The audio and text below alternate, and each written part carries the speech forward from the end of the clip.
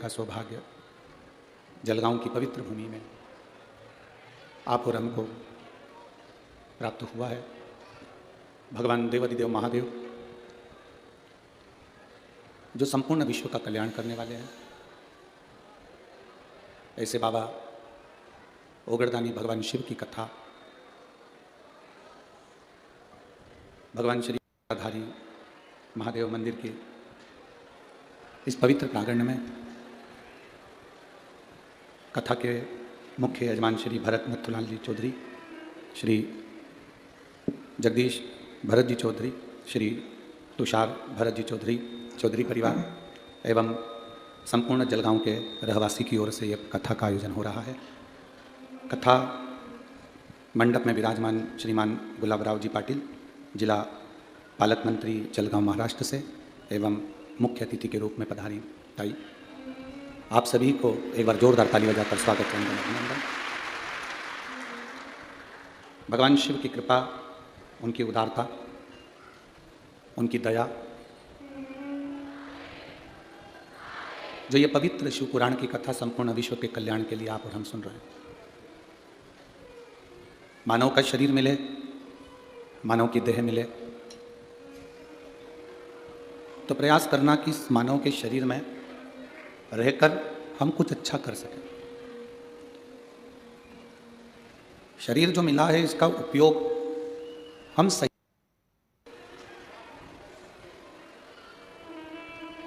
केवल भोग विलास के लिए ये शरीर नहीं मिला।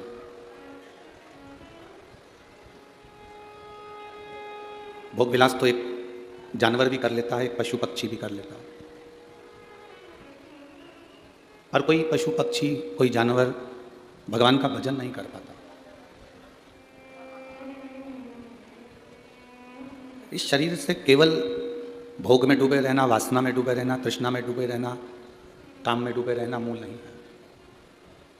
इस शरीर के द्वारा जो 5 कर्मेंद्रिय भगवान ने दी है, 5 ज्ञानेंद्रिय भगवान ने दी है और एक मन परमात्मा ने दिया है, ये 11 इंद्रियां जो हमको भगवान ने प्रदान करी है, इन इंद्रियों का सही उपयोग हम कर सकें।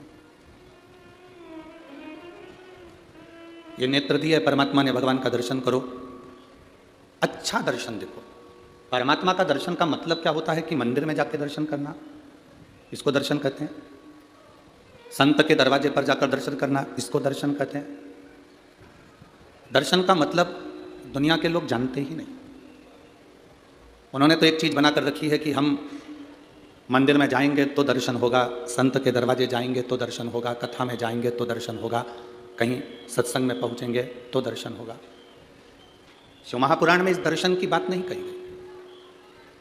शिव महापुराण में इस दर्शन का वर्णन नहीं किया गया।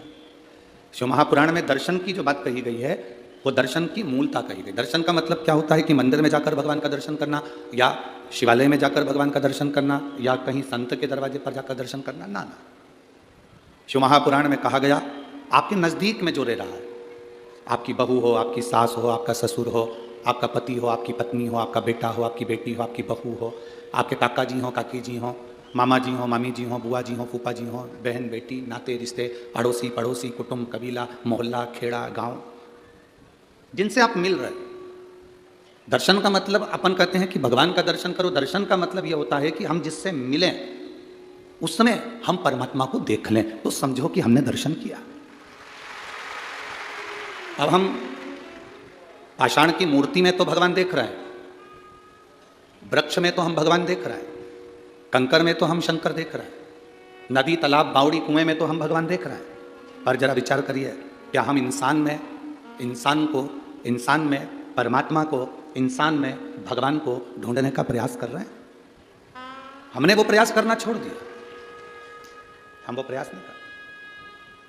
दर्शन का मतलब ये नहीं है कि आप मंदिर में गए तो भगवान का दर्शन करा। दर्शन का मतलब है जिससे मिले उसकी अच्छाई को हम देखें, ये दर्शन। शादी के पहले लड़की की कितनी अच्छाई हमको दिखती है। मेरी बेटी, जिससे मैंने लड़के की शादी पक्की करी, बहुत अच्छी लड़की, पढ़ी लिखी है, ज्ञानवान है, सब जानती है, सिलाई जानती है, कढ़ाई जानती है, बुनाई जानती है। अपन जाते हैं तो आदर करती है, पानी पिलाती, प्रणाम करती, नमन करती, सब उसमें इतना संस्कार भरा हुआ है कि बहुत अच्छी लड़की है। शादी के पहले हमने उस लड़की में बहुत सारे गुण देखे। शादी के पहले हमने उस बच्ची